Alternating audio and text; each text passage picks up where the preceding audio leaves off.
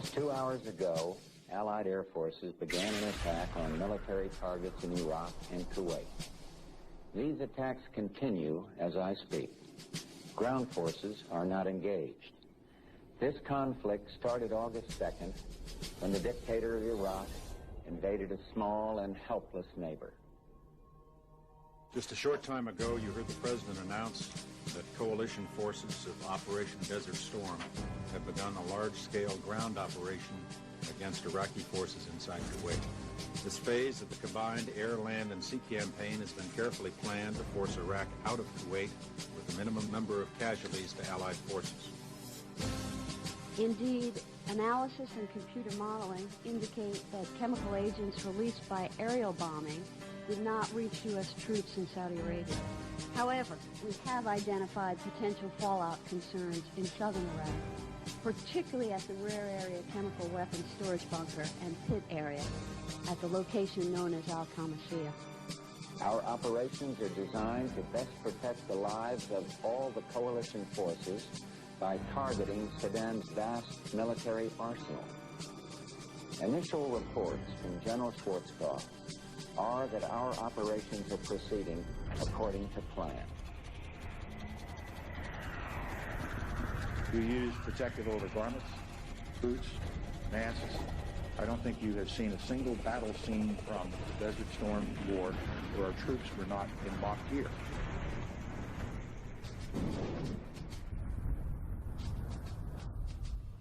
During our time over there, we started seeing individuals become ill with various symptoms ranging from rashes all over their bodies or chronic explosive diarrhea, heavy bleeding accompanied with that, excruciating headaches, the bones and the joints started aching, and there were night sweats, and things only became worse as time progressed. There's enough paperwork right now to prove there is a Gulf War illness, and there's certain medicines that control it, and that's all they're doing right now is controlling it for a few. Iraq did use chemical and biological munitions. They punched us with all these different vaccines supposedly to protect us. And the threat of biological warfare is nothing new to the military, but the Persian Gulf War placed a special... Knowing that some of these had never been tested on humans. We're all forced to roll up our sleeves and pull down our pants and get shots in the gluteus and in the tricep muscles of our arms. Before the Gulf War, I could run all day and leap tall buildings at a single bound. After the Gulf War, I couldn't walk a mile. I know for a fact I was exposed to chemical, biological, radioactive materials, experimental vaccines, experimental investigational drugs, oil well fires. I am considered a disabled veteran. I got a 40% disability from the United States Department of Veteran Affairs for combat injuries caused by depleted uranium and other exposures.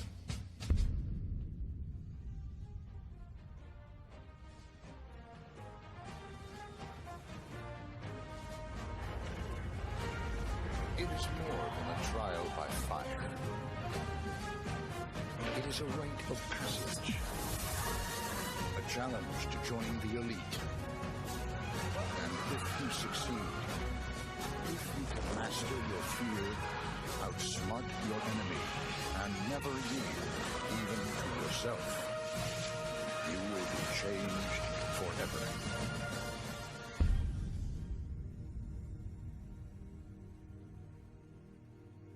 Yes, you may very well be changed forever, as thousands of our military have learned. This documentary is dedicated to those who served in the U.S. military for the right reasons, who wonder why they are not and never will be the same, why they are sick, and why military leaders, veterans leaders, and the three branches of our government do not assist them in getting medical care and compensation. The majority of our veterans only want to know what is wrong with them, why they became ill, and how they can be made well again. We will focus on the experiments conducted, the documents that support this experimentation, and what must be done to advance the cause of basic human rights for all active duty, guard, reserve, and veterans. For those of you who are not familiar with military experimentation, you are about to get a lesson in history. For to experiment without consent is truly beyond treason.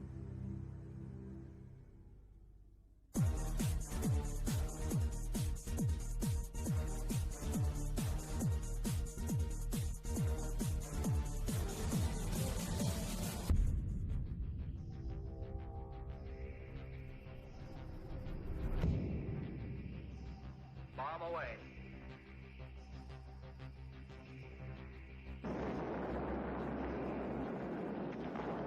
Atomic veterans include members of the United States Armed Forces who were exposed to ionizing radiation from atomic and nuclear weapons testing during the period beginning with the Trinity blast of July 16, 1945 at Alamogordo, New Mexico, the U.S. cleanup of Nagasaki, Hiroshima, the 235 atmospheric and nuclear weapons test in the Pacific, and Nevada test sites ending with the Nuclear Test Ban Treaty of 1963.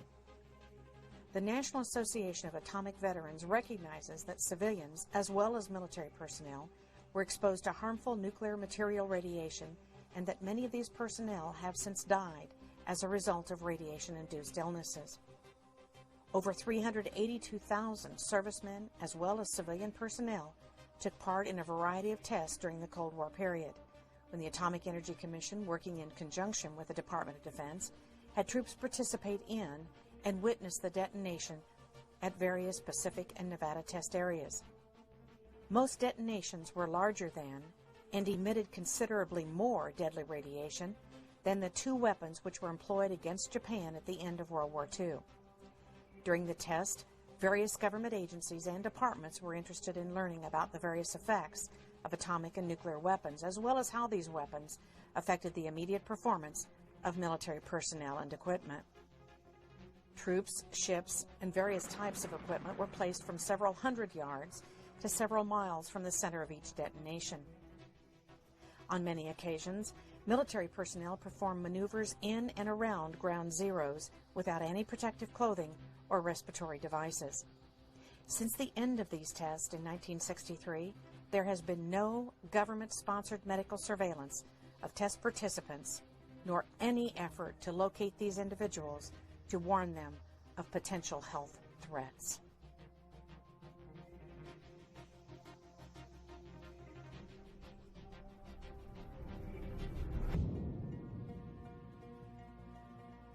Project MKUltra was the codename for the CIA mind control research program lasting from the 1950s to the 1970s. In 1964, the project was renamed MK Search. MKUltra was started on the order of CIA Director Allen Dulles in April of 1953, largely in response to alleged Soviet, Chinese, and North Korean mind control techniques on U.S. prisoners of war in Korea. Because most of the MKUltra records were deliberately destroyed in 1972 by order of then-Director Richard Helms, it is impossible to have a complete understanding of the more than 160 individually funded research projects sponsored by MKUltra and the related CIA programs. Experiments included radiation, LSD. Experiments included dosing CIA employees, military personnel, other government agents, prostitutes, mental patients, and members of the general public with LSD to study their reactions, usually without the subject's knowledge. In the summer of 1975, congressional hearings and the Rockefeller Commission report revealed to the public for the first time that the CIA and the DoD had conducted experiments on both consenting and unwitting human subjects as part of an extensive program to influence and control human behavior through the use of psychoactive drugs such as LSD, mescaline, and other chemical, biological, and psychological means. The report states that no official records were kept regarding the deaths or illnesses of experimentees.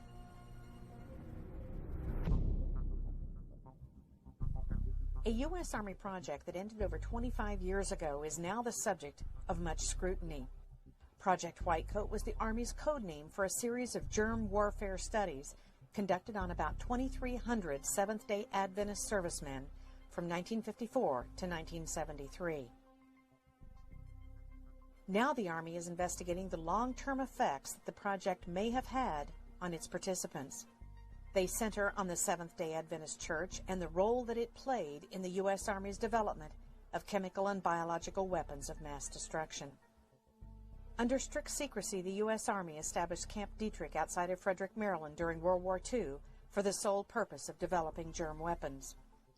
The program was controlled by the Army's Chemical Warfare Service, a branch that had worked with gas weapons that were used by the U.S. in World War I. the Army began to study both the offensive and defensive aspects of biowarfare. In 1952, the Army Medical Corps stationed a medical unit in Fort Detrick, and in 1954, this unit began using Seventh-day Adventist soldiers in its research, presumably in the defensive aspects of germ warfare.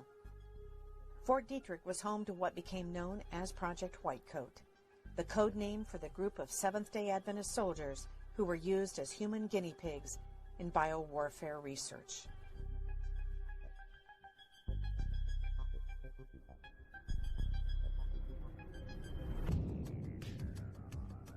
Agent Orange was the code name for an herbicide developed for the military primarily for use in tropical climates. The purpose of the product was to deny an enemy cover and concealment in dense terrain by defoliating trees and shrubbery where the enemy could hide. The product Agent Orange was a code name for the orange band that was used to mark the drums in which it was stored. The product was tested in Vietnam in the early 1960s and used at the height of the war in 1967 and 1968.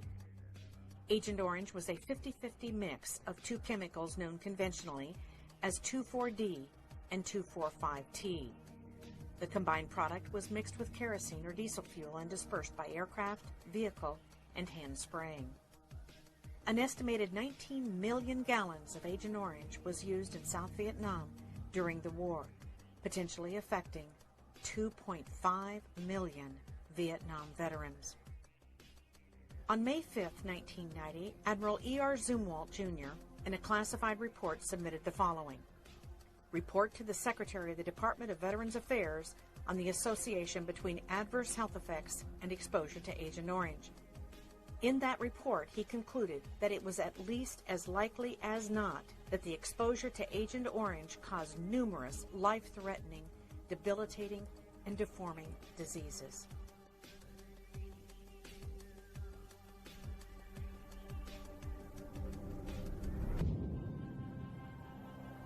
BZ is the Army's designation of the psychedelic chemical known in military circles as Agent Buzz, or by the Army's chemical code designation of EA-2277.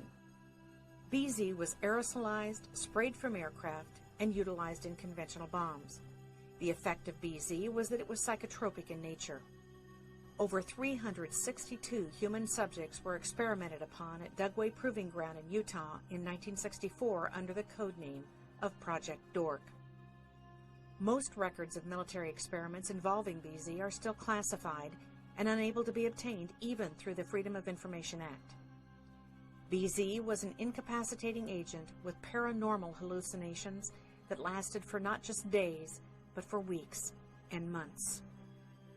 You may have seen the movie Jacob's Ladder, which depicts effects from the mist sprayed over our military by our Department of Defense.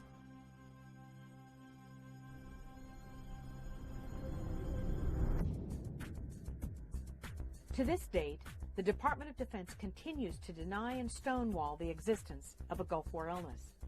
The Gulf War illness is a cumulative effect of exposure to depleted uranium, chemicals, biologicals, vaccines, petrochemical agents, and parasite diseases such as leishmaniasis. Few people are aware that the Gulf War was yet another example of the Department of Defense's intentional exposure of its own troops to its own deadly weapons.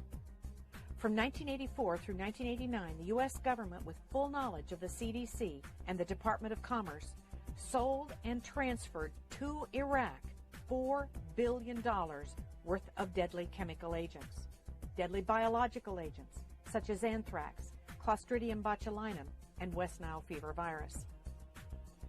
As a result of the first Gulf War, hundreds of thousands of our military are now sick, and many have died. The official figure of those who served in Operation Desert Shield and Storm is 697,000. The Department of Defense has now declared nearly 250,000 of those troops as permanently disabled. The official position of the Department of Defense is that there are no classified or unclassified documents that exist to prove that chemicals and biologicals were used in the first Gulf War.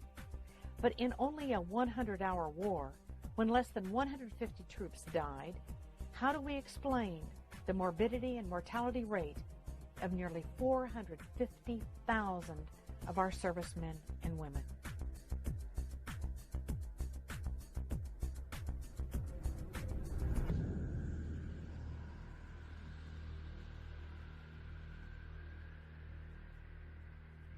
At the time that the Gulf War started, I was the nuclear medical sciences officer, intelligence, and covering everything, special operations officer, mobilization officer, training officer for 330th Medical Brigade. That's the largest medical brigade in the U.S. Army. It's an Army Reserve Medical Command under a one-star general. Dr. Doug Rocky is a U.S. Army health physicist and nuclear medical sciences officer. Dr. Rocky has expertise in nuclear, biological, and chemical warfare operations, microwave radiation, emergency response, decontamination, and battlefield cleanup. We were the super garbage men. We had to clean up the messes. We had to identify the messes. We had to collect all the garbage. We had to provide the on-site medical care. It's a lot. All the Iraqi equipment, a lot of U.S. equipment, contains radiological components. When that equipment was blowing up, the radiological materials were released into the environment, exposing and contaminating. And then to top it all off, we used uranium munitions, known as depleted uranium. They've been used back in 1973 by the Israelis against the Egyptians, but during Gulf War I, Desert Shield and Desert Storm, we took it to a totally new level. The use of radioactive materials on the battlefield.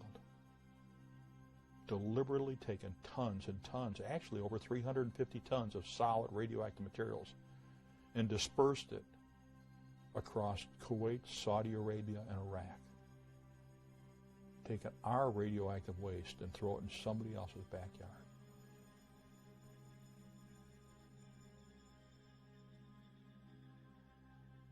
I am considered a disabled veteran. I've got a 40% disability from the United States Department of Veteran Affairs for combat injuries caused by depleted uranium and other exposures. Lieutenant Colonel John Marks is an A-10 pilot attached to the 303rd Fighter Squadron stationed at Whiteman Air Force Base, Missouri.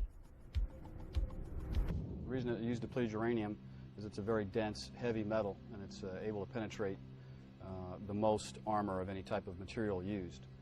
It is a very minor amount of radioactivity, but it's not anything that, as long as it's in its bullet form, it can be stored, and it's not any type of hazardous material. Once it hits a vehicle and vaporizes, then it becomes more of a hazardous material that you have to have special handling of that type of thing. But in its normal bullet form, it's not hazardous because of the depleted uranium. It is highly effective against armor. We got direct memorandum from the Department of the Army and other Department of Defense officials specifically telling us that not only were uranium munitions a health threat, they were a serious health threat, the contamination. We got direct warnings, famed Los Alamos memorandum, that to make sure and write a report so that uranium munitions can always be used because there's direct concern about the health and environmental effects. We had the warnings. We also had the responsibility to put together all the decontamination guidelines and also what's called the Combat Lifesaver Program. So myself and my team wrote that, which has now been adopted by the Army and is used every day by the Army. Battlefields and fighting are by nature hazardous to your health. Some hazards are easy to identify and well understood. Soldiers recognize the serious hazards presented by incoming artillery shells and bullets and take appropriate actions. However, some lesser hazards from new technological applications are not so well known and recognized. One of these newer applications is the use of depleted uranium in munitions and equipment armor. Depleted uranium is obtained from uranium ore, which is found throughout the world. In the United States, this ore is mined in New Mexico, Colorado, Wyoming, Utah, and Arizona. Uranium ore contains 3 isotopes. By weight, 99.28%, which is uranium-238, 0.71%, which is uranium-235, and 0.0058%, which is uranium-234. Of these 3 isotopes, uranium-235 and uranium-234 are used for nuclear fuel and weapons. Uranium-238 becomes depleted uranium. This is an aluminum model of one DU tank round. This round would be fired by an Abrams tank. If it was actually uranium rather than aluminum, it would be over 10 pounds of solid uranium. What happens, it moves extremely high velocity. The minute it leaves the bore of the gun, it catches fire. So this rod is a burning rod of uranium. It impacts tremendous forces, unbelievable forces, over this very small diameter. And it's like a blowtorch with tremendous forces that punches right through.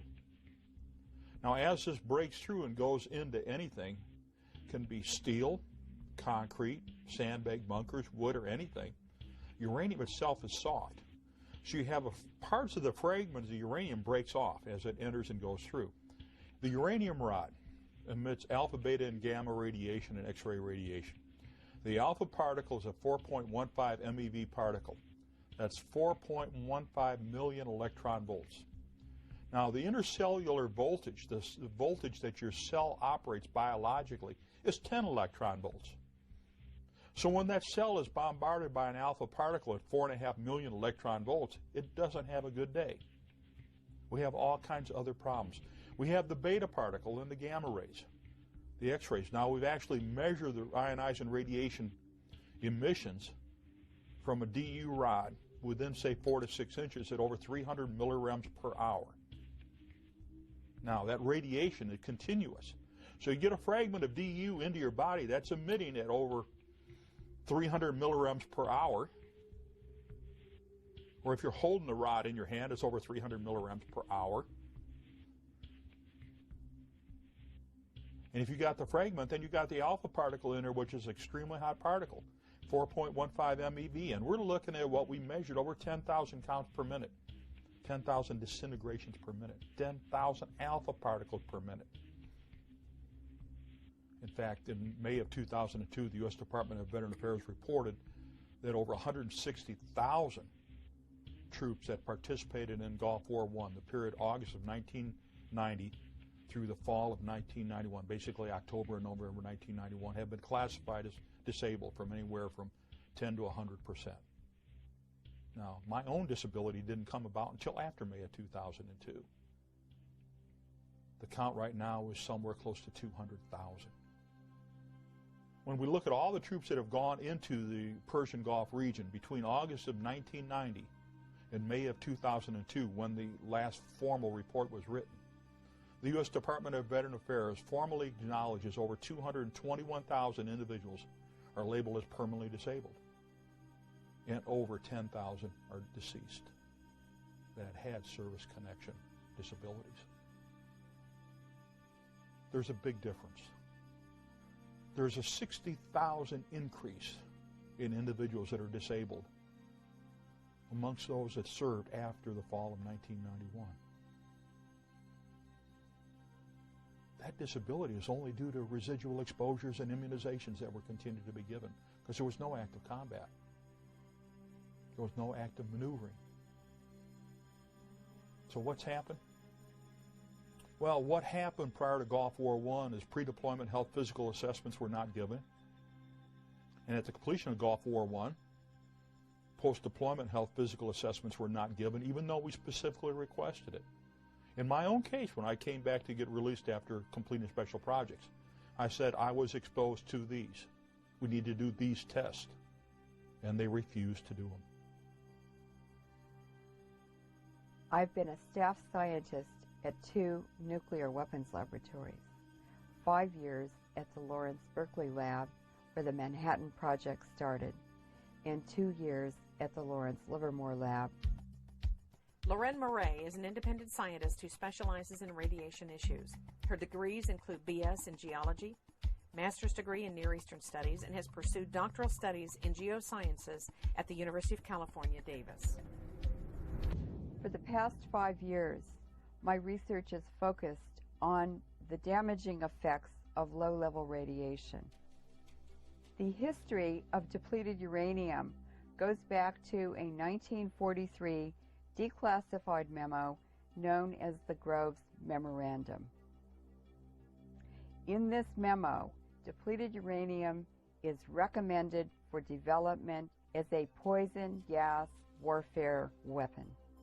According to the United Nations Human Rights Commission, which has declared depleted uranium illegal, approximately 17 countries have purchased depleted uranium weaponry from the United States government. In December of 1992, the director of the United States Army Environmental Policy Institute was ordered to figure out ways to reduce the toxicity of uranium munitions by Assistant Secretary of the Army Walker. In 1995, the director of AEPI told the Secretary of the Army, we can't reduce the toxicity. It's not possible. The United States Army Common Task Training states very specifically uranium contamination will make food and water unusable. And yet we use it in combat all over the place. That's why the United Nations Subcommission on Human Rights had ruled that uranium munitions were an illegal weapon, because they're indiscriminate. They can't be cleaned up, and they last for eternity. The amount of depleted uranium used in the first Gulf War in 1991 is approximately 340 tons, and this was admitted by the U.S. government. In Yugoslavia, Lord Robertson, who was the head of NATO in 1998, admitted in the public media that the United States had used depleted uranium warheads in every missile used in that invasion. It's estimated that at least 1,000 tons of depleted uranium was used in Afghanistan in 2001, and approximately 2,400 tons were used in Iraq in 2003. The United Nations Subcommission on Human Rights, because of the fact that uranium contamination makes food and water unusable, has a permanent effect and can't be cleaned up and affects not only combatants but non-combatants. It's been ruled an illegal weapon. It was years ago. That's common sense. We all know that the United States falsely accused Iraq of possessing weapons of mass destruction in 2003. In fact, the United States invaded Iraq and used weapons of mass destruction against the Iraqis. Depleted uranium has a half-life of 4.5 billion years. If we had a pound of depleted uranium now, in 4.5 billion years, there would only be half a pound left.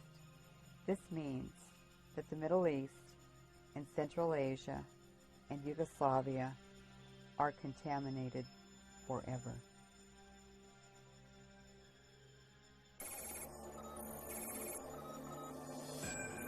We're 1st Platoon Charlie Company, and we were part of Operation Iraqi Freedom. On the battlefield, you gotta have an officer who can think on his feet. We had that. Lieutenant Walker came to us from ROTC. It didn't matter if we were in training or in combat. He was right there with us. He had confidence and dedication. And wherever he goes, we go. I'm a military brat. My father spent 24 years in the Army. Staff Sergeant Bob Jones is a veteran of Desert Storm, a former Army Ranger now retired and disabled due to Gulf War illness. Not only is Bob ill, but his entire immediate family is affected as they all suffer from mycoplasma fermentans incognitus. During the air campaign, we targeted their chemical, biological, and nuclear facilities.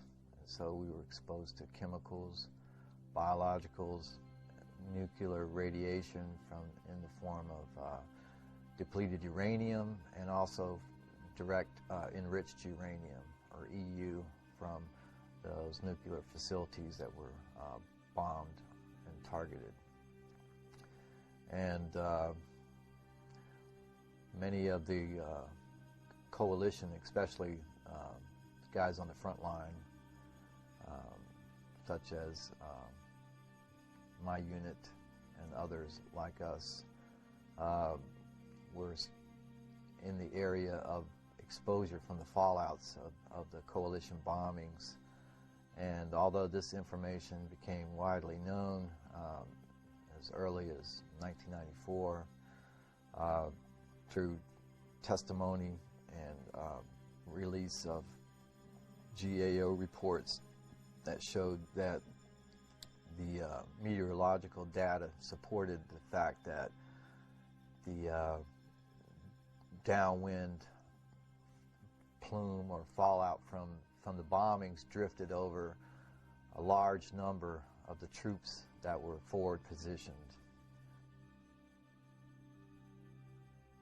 The U.S. military personnel during Gulf War I, just like during the Balkans and in Gulf War II now, were not adequately protected from all of the exposures they had. We know from first-hand experience that the M40 series mask, as confirmed by the United States General Accounting Office, is defective. We know that it leaks when you move your head. We know that none of those, either the M17 series or the M40 series, provides protection against toxic industrial chemicals. No. Were they adequately protected? Absolutely not. Was my team adequately protected? Absolutely not. We wore the respirators, and we got sick. Now, what happened? What we confirmed and what we saw during Gulf War I and when I did the research as director of the Depleted Uranium Project, that DU round comes down and it breaks up. We have the spalling, then we have the fire. And we create uranium oxides of different types. Some in the ball game the size of cigarette ash and marbles on down to 0.1 micron. This has always been known. When I talked to senior Manhattan Project scientists that were expert particle physicists, they said, hey, we knew uranium when it breaks up like this was going to be down in the 0.1, 0.2 micron range. No doubt about it. The gas mask, the respiratory protection issued to the troops, there's no way it can protect against inhalation. Well, that's what happened to myself and my team. We wore the respiratory protection during Gulf War I, inhaled it, and got sick. We wore the respiratory protection when we were doing the Depleted Uranium Project research at Nevada Test Site. U.S. Department of Energy approved respirators. And we could smell and taste the uranium through the filters.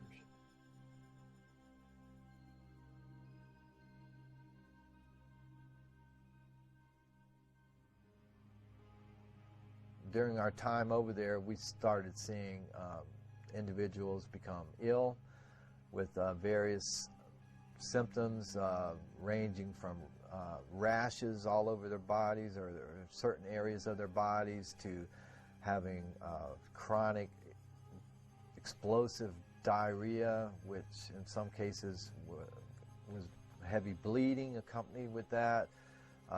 We had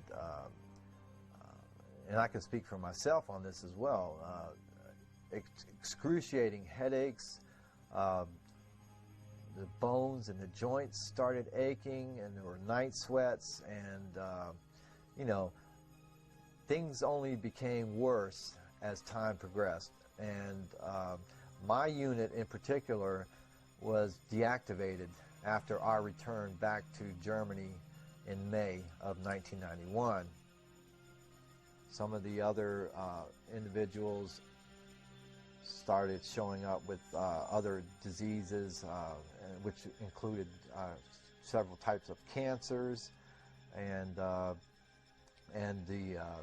neurological problems that many of us suffer from, and degenerative joint bone disease, spine disease, and other manifestations of illnesses that were at that time still unexplained, that caused them to no longer be able to perform their duties as a soldier as they had for so many years.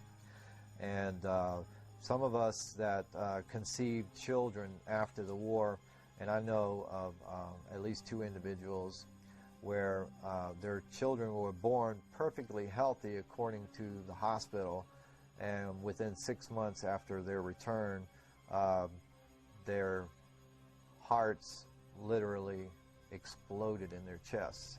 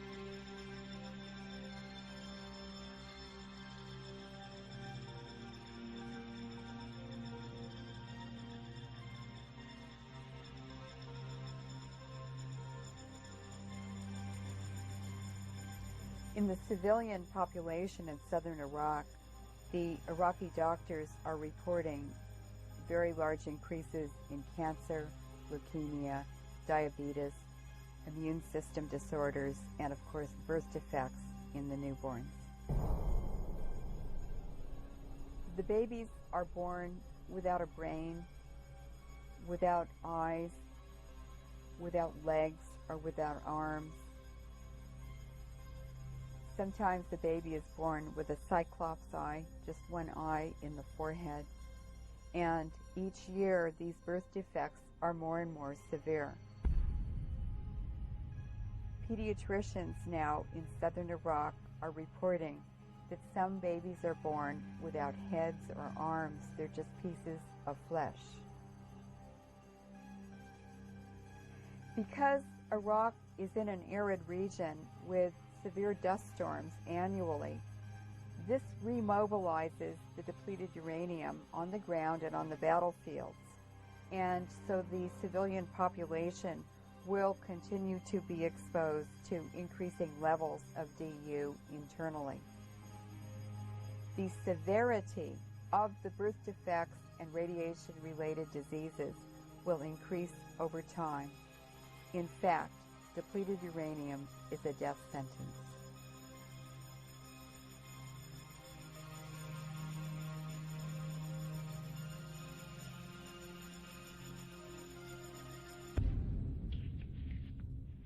Individuals are depleted uranium casualties, whether they're civilians or combatants. Doesn't matter where they were, whether they were exposed during manufacturing processes, testing processes, or combat use. One of the things that we're starting to see, we saw the respiratory problems right off the bat. That was predicted by the Groves Memorandum, totally confirmed by my own physicians and totally documented by VA medical records. Then we saw the rashes. Well, what we're having is we have the particulate irritation damage, we have the chemical toxicity damage, and then we have the radiological damage, which is the result of the cancers and the tumors. All of the birth defects, they absolutely confirm chromosomal aberrations from the ionizing radiation damage to the cells and the tissues. Neurological problems, rashes, cataracts, kidney problems. Your life is messed up. As said in the Groves Memorandum, it's going to cause all these health problems, and there is no medical care and treatment. You can't reverse radiation exposure damage to the body.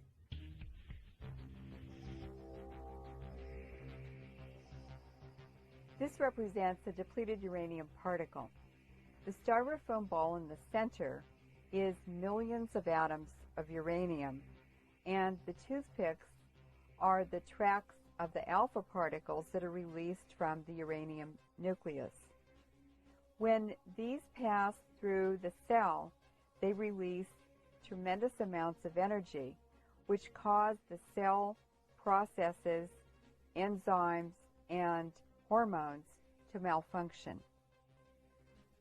When there are billions of these distributed throughout a body, they cause diseases in many ways, and that's why Gulf War syndrome is a complex system of diseases caused by malfunctioning of all of the parts and the processes in a cell that make life possible. Some of the soldiers were losing their mind. Dennis Kine served in the U.S. Army until 2003 with the rank of Specialist D4. A graduate of the Nuclear, Biological, and Chemical School, today he serves as a veterans advocate. Kine also graduated magna cum laude from San Jose State University. We bombed on January 17th. We started bombing. We bombed for 45 days. And after 45 days, February 28th, we started a ground invasion, which is said to be the most victorious military operation ever in the history of mankind. Well, it wasn't victorious. We got sick immediately. On March 1st, Lieutenant Colonel Ziem issued a memorandum that stated specifically we better have somebody advocate for the use of this weaponry, otherwise the environmentalists might get upset. On March 3rd, they called a ceasefire. So from the date Lieutenant Colonel Ziem's memorandum was issued, 2 days later they called a ceasefire on March 3rd, 1991, and on March 8th another memorandum was issued saying all soldiers in this area should be protected by wearing their safety clothing. So in 1 week's time, they had 2 memorandums and a ceasefire that pretty much indicated why all the soldiers were sick. If the American people could only wake up and see what is happening, you know, this is a tragedy. You know, we're not the first victims of war. In many cases, our wounds are invisible. You know, we carry them inside of us, and it's only through specialty testing and specialty diagnostic testing that you can isolate and find these particular mechanisms involved, whether they be chemical, biological, nuclear, or other agents that would cause what has become known as Gulf War illness, Gulf War syndrome, Persian Gulf illness. There's no such thing as a syndrome. This is an overlapping combination of toxic and other exposures that varied from individual to individual depending on where they were at, what they were exposed to, and how long and the duration of their exposures. In a cubic meter of air, there are 1 billion particles, a tenth of a micron, in diameter. An ordinary man breathes 28 cubic meters of air a day. And for that reason, our soldiers, internally contaminated to depleted uranium, have billions of particles of depleted uranium distributed throughout their bodies. DU can be found in all parts of the body. It has been reported in the bladder, in the semen, in the bone marrow, in the lungs, and the brain. Because of the contamination of the semen from the depleted uranium particles, soldiers returning internally contaminate their wives and their partners. It wasn't so much my illness, but my family was also ill, and they required medical attention and medical treatment, real medical treatment. I retired in June of last year, June 2003. As soon as I retired, my family was completely dropped from the military medical system. In other words, we were enrolled at the Womack Family Practice, and as soon as I retired, we were dropped like a hot potato. And although I begged and pleaded, they would not let my family re-enroll back into the Womack Family Practice. So in essence, my wife was completely cut off from all the medications and all the treatment that she had received for the past 7 years that dealt extensively, because she was also a victim of these exposures that I brought home from the Gulf War, from my equipment and from my personal exposure, as I alluded to earlier, from bodily contact, and that to me is the greatest travesty. I just can't imagine how a nation, not only will they take care of their veterans that have returned from war, but you have innocent family members and loved ones that never put their hand up and swore allegiance to fight and defend the Constitution of the United States, and they get kicked to the curb and nobody cares. When you get these health effects, you have to prove to the United States Department of Veteran Affairs that you were exposed. And then you have to prove that the health effects that you're seeing were caused by the exposures you have. But it's very difficult to do when the medical records have been destroyed, the personnel files have been missing or destroyed. And when you got senior Department of Defense officials continue to state, well, none of these guys are sick. None of these guys are dead. Why don't you ask Sue Reardon someday about Terry? Why don't you ask Sue Sitten someday about John? Or Frank Zuley? Or Mr. Kiefer. Ask his granddaughter why she'll never enjoy her grandfather. And look at the Iraqi women and children and men.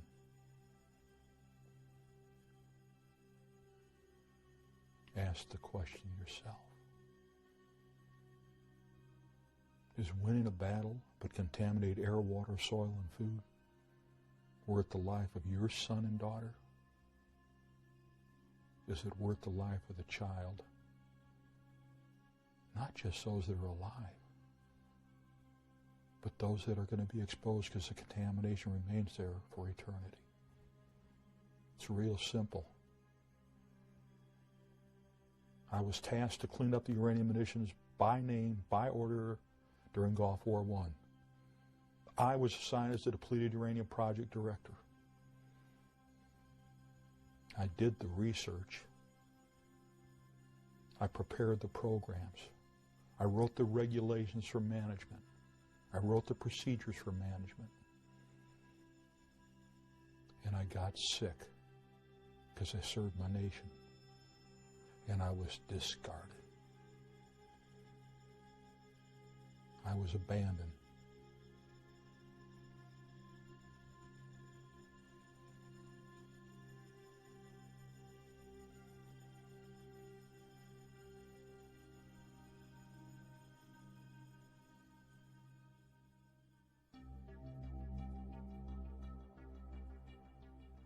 Depleted uranium weapons are designed not only to kill the enemy, devastate the civilian population for generations to come, but DU weapons also destroy the environment and damage the economy.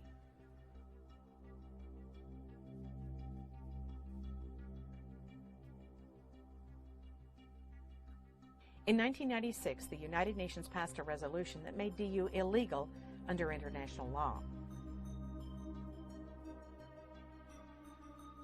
In order to protect themselves and continue the illegal usage of depleted uranium, the United States government has co-opted the International Criminal Court, thus protecting certain individuals from war crimes charges.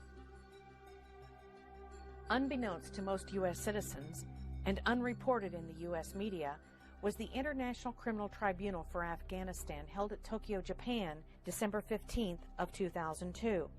Those meetings lasted for over a year. The initial complaint presented for the tribunal charges George Bush with 31 counts of war crimes, violations of the Geneva Conventions and other crimes against peace in the war on Afghanistan. In addition to the original 31 war crime charges against George Bush, the judges and tribunal recommended 2 additional charges. Number 1, Bush knowingly used depleted uranium on the battlefield against his own troops, and number 2, that it was, in fact, a crime against the environment.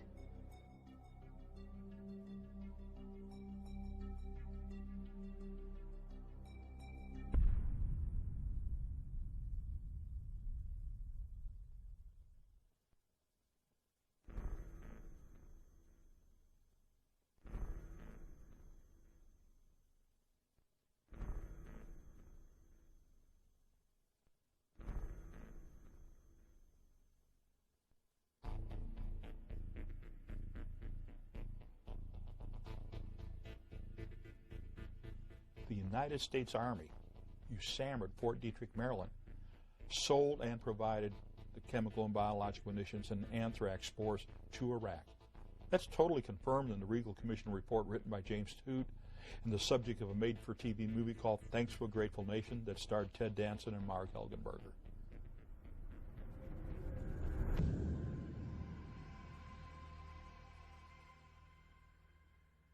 The United States has a long-standing involvement in the sale of weapons to third world countries.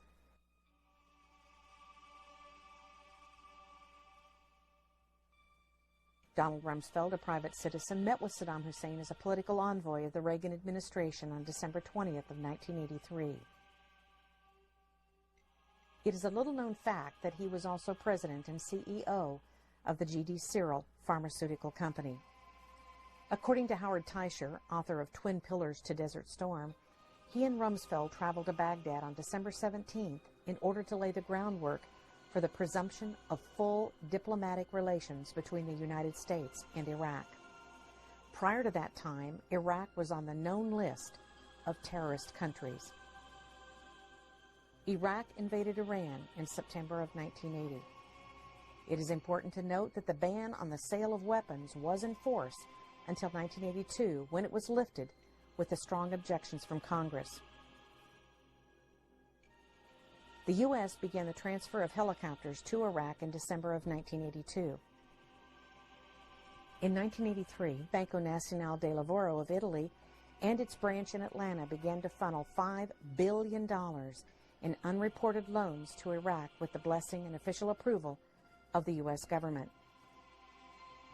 The Reagan administration began secretly allowing Jordan, Saudi Arabia, Kuwait, and Egypt to transfer United States weapons, including howitzers, Huey helicopters, and bombs to Iraq. These shipments violated the Arms Export Control Act.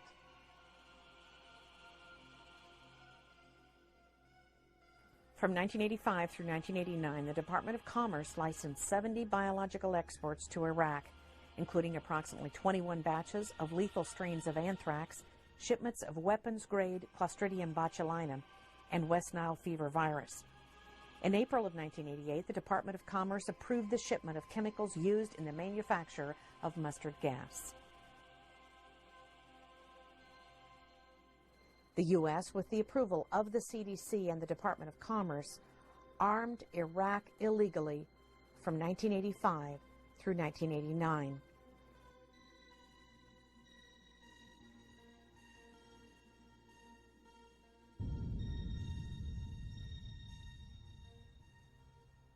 We knew from the fact that Iraq had got chemical and biological weapons from the United States and used them on Iraqi Kurds and on the Iranians, that they didn't have in their possession, they would probably use them. We knew that all the toxic industrial chemicals that we use in the military, when we move the military, go into combat, were going to affect everybody. We knew that all of the other weapon systems we had have a horrible health and environmental effect on the battlefield. That's history. And with all the background all of us had, both within the military and within academia, it was very easy for us to understand and predict what was going to happen.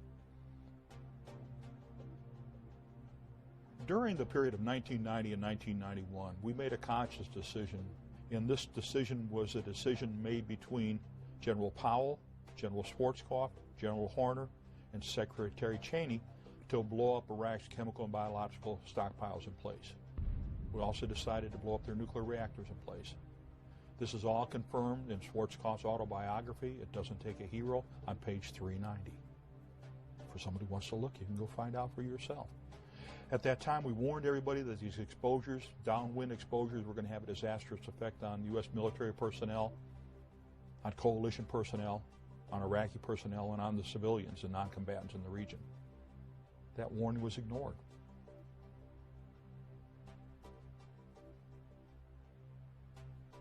The average military person had no knowledge that the United States was secretly and illegally continuing to sell weapons of mass destruction to Iraq just prior to Operation Desert Shield and Desert Storm. It is important to note that these biological materials were not attenuated or weakened and were capable of reproduction, thus illustrating these biological agents were not for research, but for the purpose of weaponization. Not even the military medical personnel tasked with treating the wounded on the battlefield had any training regarding a biological or chemical casualty. According to Senate Report 103-900, by the time of the invasion of Kuwait, Iraq had developed biological weapons. The Regal Report states that Iraq's biological warfare program was the most advanced in the Arab world. There is substantial evidence to suggest that the Iraqi military used the Soviet doctrine of multiple chemicals and multiple biologicals against our troops. This serves to confuse the diagnostic and treatment process and would account for the wide variety of symptoms displayed by Gulf War veterans. Most of the guys that I served with are either severely disabled or dead due to the fact of their exposure to the different elements that were involved. Michael is a veteran of Desert Storm and served in the area of special operations. Because of fear of reprisal by the Department of Defense or loss of his veterans' benefits, he has requested that we alter his voice and image. One memory that sticks very clearly in my mind is the chemical alarms. At least once a day, we'd have a chemical alarm go off. And after a while, we learned to pay attention to them because we were told it was a malfunction. They would try and tell us that either it had blown paint on it, some fumes from something that had been painted nearby had been blown on it, and that set it off, and so on and so forth. And it makes me wonder. They claim that no chemical weapons were used, but I have every reason to believe that now, in retrospect, it's so sad. It's so sad that you trust them so much that when the chemical alarm goes off, and most normal human beings would go, well, I don't care what you say, that chemical alarm goes off, I'm going to take precautions. But you are so indoctrinated in the fact that, oh, well, we're here to look out for you, we're going to take care of you, that when the chemical alarms go off, you just sit there and continue eating or reading or whatever it was you were doing. On a number of occasions, chemical alarms went off, and we were ordered not to basically respond to them or report them or write down statistics or even study the environment we were in, which is normally what an NBC person would do. Once an alarm goes off, you start putting, testing things around to see if there's anything happening. At the first call of an alarm, we would be told a number of different things, like it was the gasoline setting it off, or it was the oil well fires burning that was setting it off, or it could have been anything other than an actual chemical or biological agent. Surely wasn't. Don't worry about it, soldier. You'll be okay. We had alarms going off, chemical alarms, and there were several occasions where we had to go into full mop gear in the middle of the night, or especially in the middle of the night. It's unbelievable that we had all this equipment that had been calibrated and sent over there prior to the war, and we had set out monitors in the perimeter and in the area to detect any kind of chemical activity. However, what is of significant and monumental importance is the fact that we had no biological detection capabilities over there whatsoever. And this all relates back to the fact that we destroyed their chemical biological sites and also the bunker complexes, not to mention the big one in Camisea, which is the only one that got any kind of real attention due to the fact that an individual or several individuals happened to film the contents of that bunker complex. The order was given to blow the place up rather than the normal procedures when you find a place like of that magnitude holding the contents that it did. There were other means of disposal. The area was secured, and what surprises me is the fact that we received no warning. No one was instructed to get into any kind of mop gear or any type of chemical protective posture, although it's questionable whether it would have helped anyway. Well, we were issued, MOP suit, military occupational protective posture is what MOP stands for. MOP suits, we were issued them, but they were useless to us after the first 3 days after we opened the package. So you get in country, they issue you a brand new suit, it's got a charcoal filter in it, but the minute that package has been opened and that suit has been liberated, that suit is useless. You can't keep putting it on and taking it off. The Department of Defense has long touted that American troops are the best prepared, trained, and equipped in the world. Unfortunately, the equipment that was meant to save their lives may very well have cost them their health in Desert Shield and Storm. Information has now been obtained that proves that the chemical suits sold to the Department of Defense during 1989 were in fact useless. Isratex, A company from Raynell, West Virginia, sold nearly 800,000 defective suits that later proved to be full of tears, holes, and poor stitching. One hole can mean the life or death of a soldier during a chemical exposure. The company subsequently filed for bankruptcy, and its owners have never faced accountability for their actions.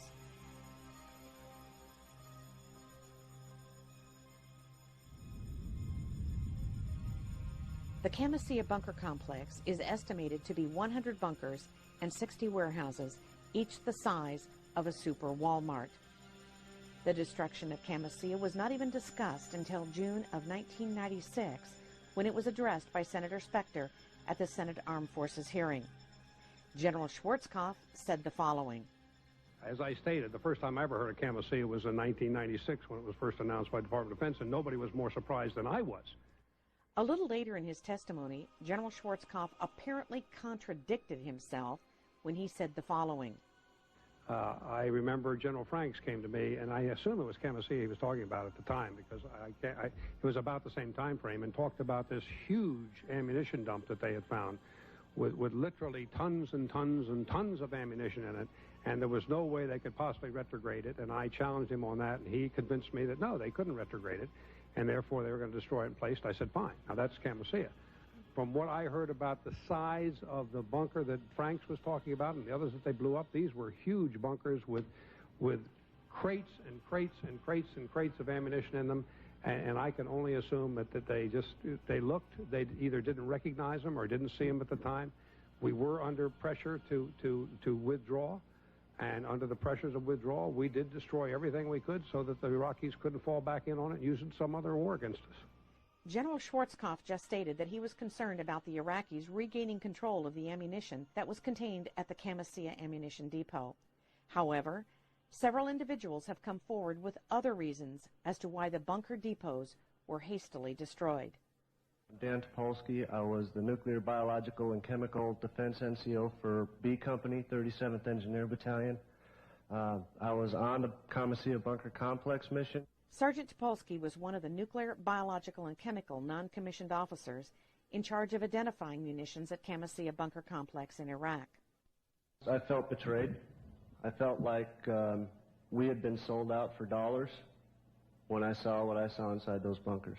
Even though I had 40-some years in military service, if you were to bring in a bunch of ammunition and pile it up in front of me, and one of them was a 122-millimeter rocket with chemicals in it, I would not be able to tell you that that had chemicals in it, particularly if it was an Iraqi rocket with Arabic writing on it or something of the sort. We identify ours, when we had them, in a very specific way by color coding. I don't have the slightest idea what the Arabs did. General Schwarzkopf stated that we identified our weapons by color coding. According to Sergeant Topolsky, the colored bands identified biological and chemical munitions inside the Camisea Bunker Complex. According to Sergeant Topolsky, the yellow or purple bands indicate chemical munitions. The green bands represent biological munitions. General Schwarzkopf also said he could not identify munitions, especially if they had Iraqi markings on them.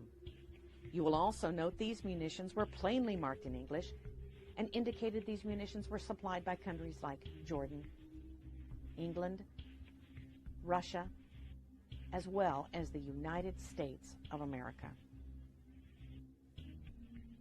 According to the 1972 Geneva Convention, weapons of mass destruction are illegal. Therefore, according to Sergeant Dan Topolsky, it is very likely that these munitions were destroyed not so much to prevent Saddam Hussein from regaining control of them, but to destroy the evidence of these countries breaking international law.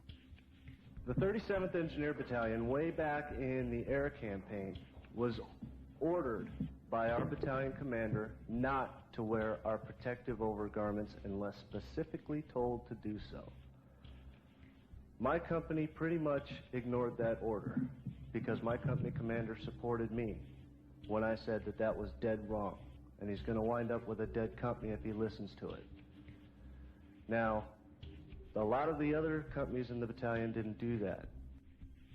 On April 17, 1997, General Colin Powell testified before the same Senate panel, and as was the case of General Schwarzkopf, he was not required to take the oath to tell the truth. In regard to the chemical mop suit, General Powell said the following. We use protective overgarments, boots, masks. I don't think you have seen a single battle scene from the Desert Storm War where our troops were not in mock gear. Well, the Department of Defense officials continue to lie about what we know and what happened during Gulf War I. But it's real simple. The chemical agent alarms went off. There was no other reason for them to go off. The individuals got sick. There's no other reason for them to get sick. And medical tests, my own medical tests, confirm, absolutely confirm, the sarin and cyclosarin exposures, for which I had been notified directly by the Deputy Secretary of Defense by name in a personal letter that, hey, Doug, you got exposed to sarin and cyclosarin because you were downwind from Comesea. But Comesea was only one of over 100 sites that we deliberately blew up after the completion of the ground war from March through the fall of 1991.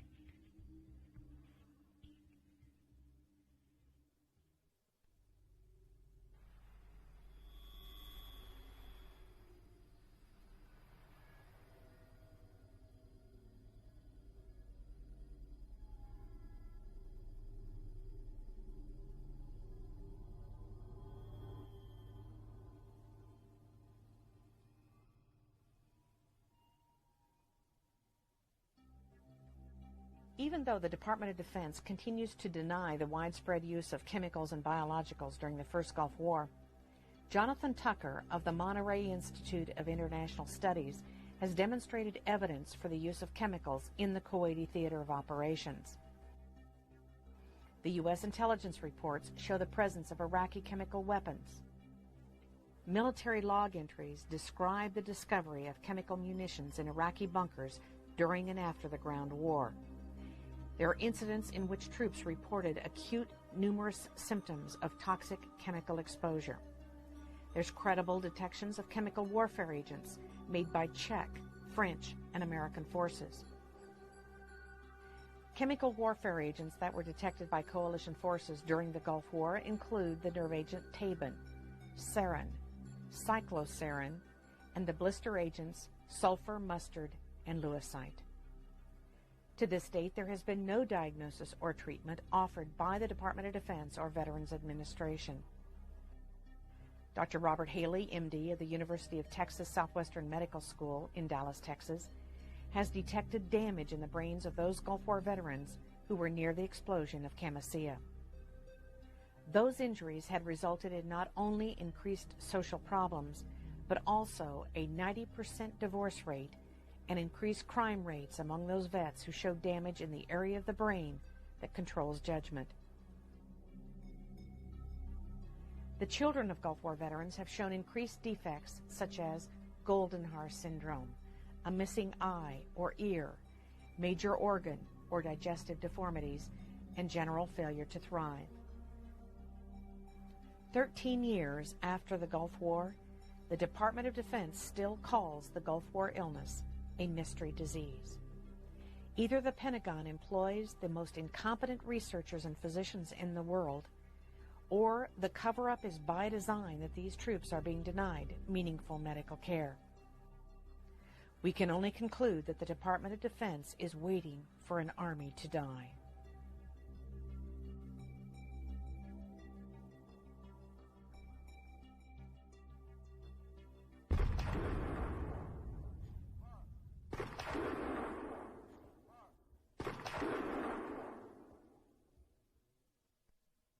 The threat of biological warfare is nothing new to the military, but the Persian Gulf War placed a special emphasis on it. This renewed emphasis caused the Defense Department to look at how it was protecting men and women in uniform from this battlefield threat, this unseen enemy. Staff Sergeant Noah Berg looks at one of those enemies and what is being done to fight it. The Defense Department says it can be a big threat on the modern battlefield. Anthrax, most commonly associated with livestock. And the type that worries those military leaders most is the type that is inhaled. Sometimes people refer to as very early stages as something like a common cold. But then the person goes downhill very quickly. Because of the potential anthrax threat, last year the Defense Department ordered vaccinations. And one of the first in line was Chief Master Sergeant of the Air Force, Eric Benkin. Despite isolated protests, the vast majority of medical experts endorse the vaccine's use. And despite charges that the so-called Gulf War syndrome and anthrax are connected, Huxell says that's just not true. The Defense Department continues to stress the safety of the anthrax vaccine, and all troops headed for the Persian Gulf receive the inoculation series.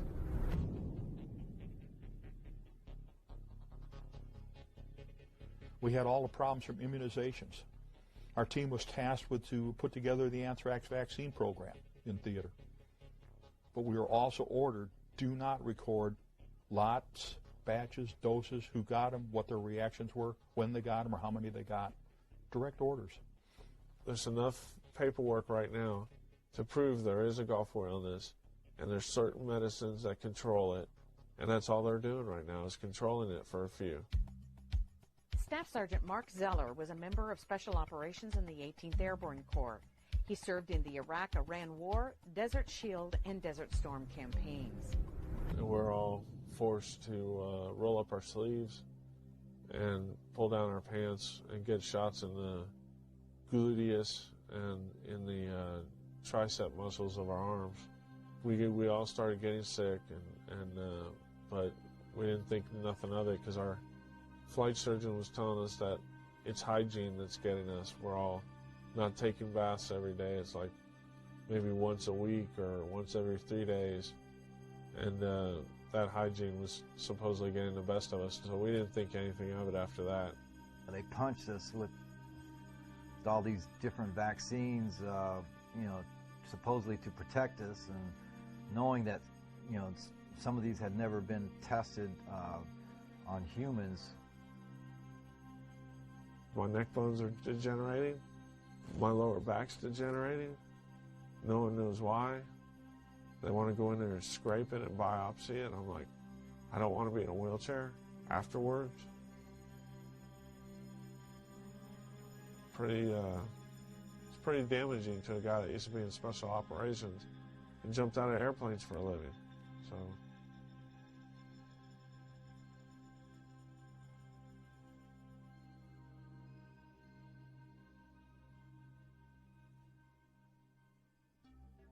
The use of vaccines in the military with recruits and servicemen and women is well documented. What is not well known is the relationship between the Department of Defense and pharmaceutical companies who have a vested interest in the widespread use of vaccines, what is contained in the vaccines, and just how many of those vaccines that were given that were in fact experimental. The experimentation of individual military members by the bureaucracy of the military medical establishment crosses all party lines. Military experimental use of vaccines have been conducted during the past 50 years. The senior Bush administration ordered the use of experimental vaccines anthrax and botulinum during the buildup of the first Gulf War. The Clinton administration ordered the experimental use of the tick-borne encephalitis vaccine in Bosnia. Perhaps one of the most devastating executive orders regarding vaccines came under the Clinton administration. Executive Order 13139 essentially orders the use of experimental vaccines and/or drugs at any time without the service member's consent to be given to anyone in the military as long as the President or the Secretary of Defense approves. During the first Gulf War, it was not unusual for a service member ordered to Iraq in 1991 to receive 10 to 17 vaccines in one setting.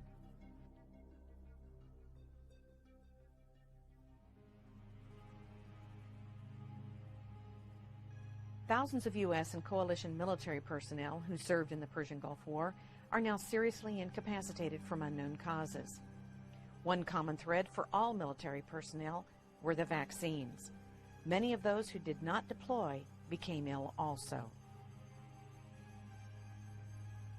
Unfortunately, the U.S. military medical establishment has continued to conduct on an ongoing basis operations such as Project Badger and that has been referred to as a Manhattan-like project that involved the Tri-Service Vaccine Task Force.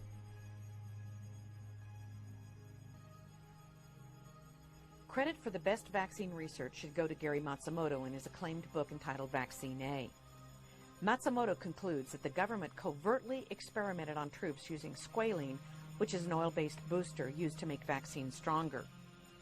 Squalene has only been approved for use in experimental AIDS and experimental malaria vaccines. Since a large percentage of U.S. forces tested positive for squalene, it has led many individuals to believe that the anthrax vaccine could have been a primary clinical trial for an AIDS vaccine experiment. What the DoD should have disclosed to the troops is that squalene causes life-threatening diseases such as lupus, crippling arthritis, and multiple sclerosis. On May 11, 1999, at an Air Force briefing held at Dover Air Force Base, Air Force Surgeon General Charles H. Rodman II denied the use of squalene in the anthrax vaccine. He was backed up by Army Colonel Arthur Friedlander. However, 6 weeks later, the FDA identified the presence of squalene in 2 separate vaccine lots. With the reintroduction of the anthrax vaccine prior to the Second Gulf War, up to 50% of Air National Guard pilots resigned rather than take the deadly vaccine. To this date, the Department of Defense continues to give the anthrax vaccine to U.S. military.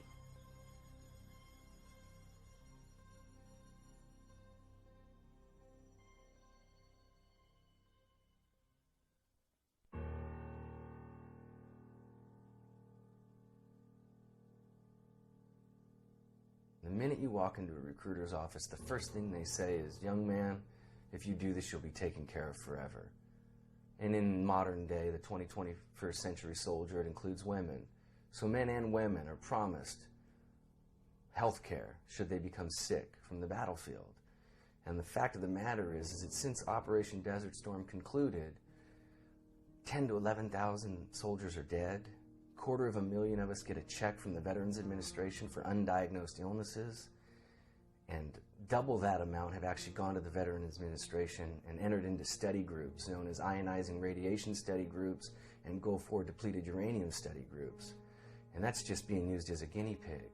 So we were abused by the Department of Defense. We got sent to a contaminated battlefield. We came home, we're being studied by the Veterans Administration, and every time we turn around and look for some help, somebody calls us a post-traumatic stress disorder. And that's not appropriate. We're not stressed out, we're sick. We've been contaminated. I do what I do every day because the system hurt me. Phyllis, you're on the air with Dennis Kine. Go ahead, please. I just want to take time, Dennis, to thank you so much and be able to say this personally to you. And I want to urge the folks to order your book. And I can't go at the pace that I used to, and I'm so thankful for someone like you to help some of us old-timers. It hurt me as a soldier, and it hurt me as a veteran. And I don't want to see anybody else get hurt. I don't do this because I need to inflict any pain on anybody. I do this because young men and women enter voluntarily into a system to go serve their country, serve their friends, serve their family, and serve their fellow Americans, and they get duped by the recruiter from the very beginning when they're told, if you get injured or become sick, we will take care of you. And for 14 years, I've been a prime example. My family members, my brothers, are prime examples of people who never got cared for. There's legislation in Congress right now to implement another draft. Every parent needs to decide if they're willing to send their child to be part of a military medical establishment experimentation process, because that's exactly what is going to take place. For the past 50 years, we've been experimenting upon hundreds of thousands of our military. It's incomprehensible the damage that has taken place in the lives of these servicemen and women. And it's not just the servicemen and women, it's their families, their spouses, their children that have been severely affected. It must stop. How will we ever get anyone to join the military knowing that they're going to be exposed to whatever the Department of Defense desires to do with them? Once people are aware of the massive amount of experimentation that takes place in our military, we won't have one. We won't have a group of people that will serve. And for obvious reasons. Because of the Ferris Doctrine, which has blocked any kind of compensation, assistance, or really any accountability from the Department of Defense or the military, our troops are living in some kind of slippery slope. They have no rights. With Executive Order 13139, they can be experimented upon without their consent, anytime, any place. When will it stop? How will it stop? And what must we do? One of the, I think, problems with American law is that there is a number of ways that municipalities, states, and the federal government will often immunize themselves from what would normally be seen as tort actions. In the United States, we have something called the Ferris Doctrine, which essentially articulates a rule of sovereign immunity that says the federal government is not liable for anything that happens to you while you are in military service. The doctrine originates from the year 1950, and the court at that time heard the case of a military serviceman who was killed in a barracks fire, and ultimately decided that it was good public policy not to allow these lawsuits. This really is the ultimate in hypocrisy. You see the heroic search and rescue missions where the government is very publicly going in and rescuing prisoners of war in combat. And the message there, or the propaganda, if you will, is that we care about you, the soldier. The reality is very different. The reality is that they are shielding themselves behind an outdated legislation and using the soldiers essentially as pawns in a chess game. The Ferris case was literally about a serviceman who was injured in a barracks fire in New York State. That's a very different kind of case than the subsequent cases that have been brought to the Supreme Court. A case like Depleted Uranium or Agent Orange or something like the Tuskegee experiment. This is about the government knowingly allowing you to be injured. Some would argue intentionally allowing it to happen, certainly behaving through gross negligence to allow you to suffer injury to yourself. And the courts have consistently, for the last 5 decades, upheld this as a legal doctrine that is alive and well in this country. Now, recently, in the late 1980s, ironically, one of the most conservative justices, Justice Scalia, has indicated in a decision where he was joined by 3 other justices that the Ferris Doctrine was wrongly decided. And so there's some hope that the court is starting to see that a doctrine that began over the principle of negligence ought not be applied when you get into really criminal knowledge. BeyondTreason.com will be a focal point, an area where people can go to find out what can be done, what needs to be done, and how to help. We must all join together to say, enough is enough. You see, if they experiment upon the military, the citizens are next. We can no longer play the role of esprit de corps in the military, of patriotism, of blind patriotism. We must accept the fact that it is our fault that we have allowed this to take place in this country. We call ourselves Americans, and this is freedom, and yet our sons and daughters are dying. Those that are responsible for these acts should spend the rest of their natural lives in prison for what they have done. There is no question, from the presidents on down for the past 50 years, those that have been in charge of these experiments, there is no question that this is truly beyond treason.